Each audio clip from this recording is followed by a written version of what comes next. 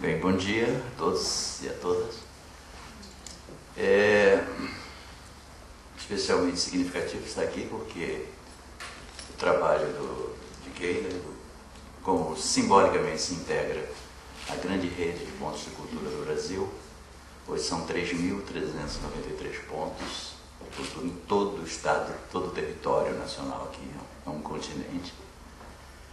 E os pontos de cultura no exterior, esse é o primeiro, na austríaco, são 14 pontos. A força maior está em Latinoamérica, que ele reúne, ele foi considerado, o programa Cultura Viva, que abriga os pontos, é uma ação do programa Cultura Viva.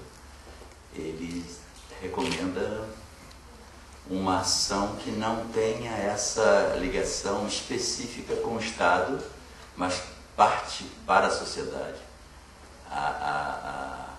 o protagonismo principal, a autonomia, a sua presença. É uma novidade histórica, não só na política pública brasileira, mas até mesmo mundial, porque a questão central, a grande discussão da cultura que se instala com os pontos, é o papel do Estado na sua relação com a sociedade e na intervenção, que pode ser, nós temos exemplos bastante dramáticos, né, na nossa própria, tanto como o terceiro mundo como o primeiro mundo, de estados totalitários, de estados que interferiram diretamente nos caminhos da sociedade e que chegamos a situações extremamente dramáticas, que foi na história do Brasil e na história do mundo mesmo, na história da Europa também.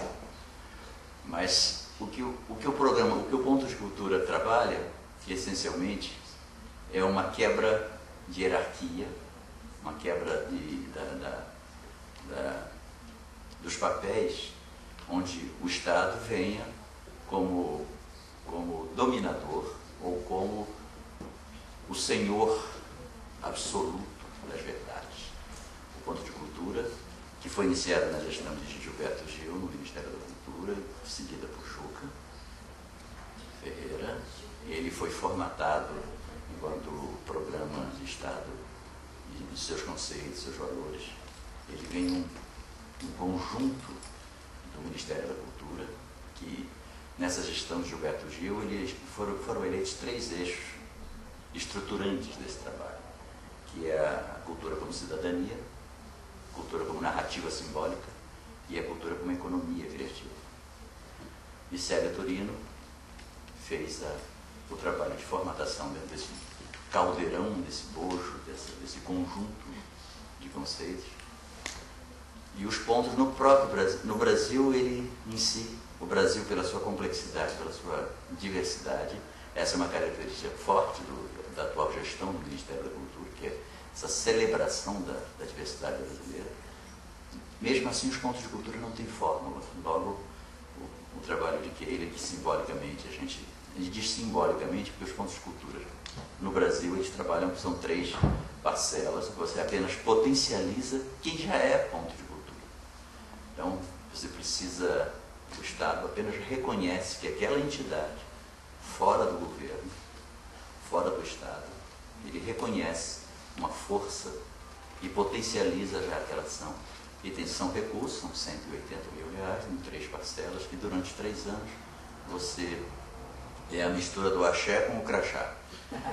O axé é a força, axé é machado, então o axé é quando você marca o seu ponto de força, de existência, e o crachá é o documento oficial. Então o que esse programa fez foi reconhecer na sociedade a sua força e permitir que ela se expresse e crie esses 3.393 pontos, se ter uma ideia, envolve, na última pesquisa do IPEA, que é um Instituto de Pesquisa Brasileiro, envolve 8 milhões de pessoas. E essa dimensão só acontece se legitimada em rede. Os pontos de cultura têm uma ação muito forte na cultura digital. Amanhã, hoje à noite, 6 horas, a gente vai apresentar material fotográfico toda a documentação menos racional e mais clara pelas fotografias, que os pontos recebem kits de cultura, de equipamentos eletrônicos. Então eles passam a... Você tem tribos, quilombos e grupos bem afastados dos centros urbanos tradicionais a registrar sua própria história.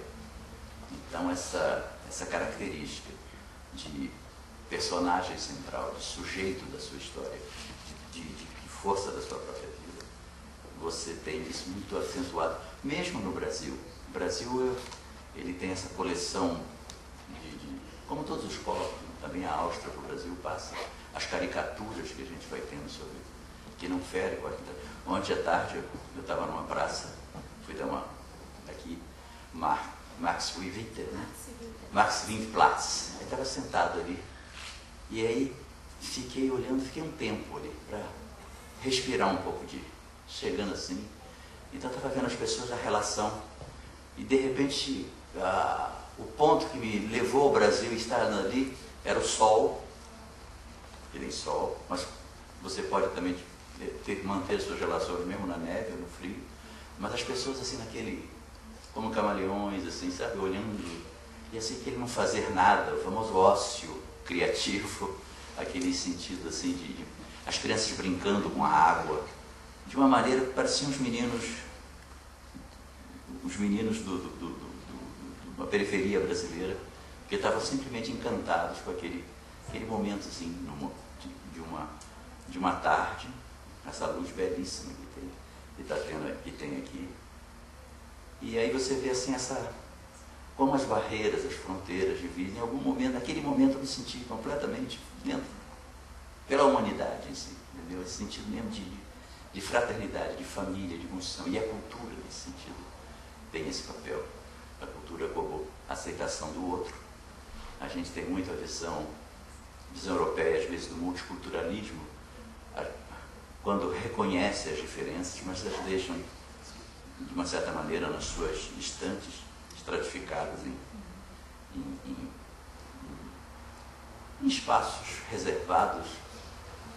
Mas a gente no Brasil já tem a coisa mais incorporada, a própria mestiçagem, do próprio encontro.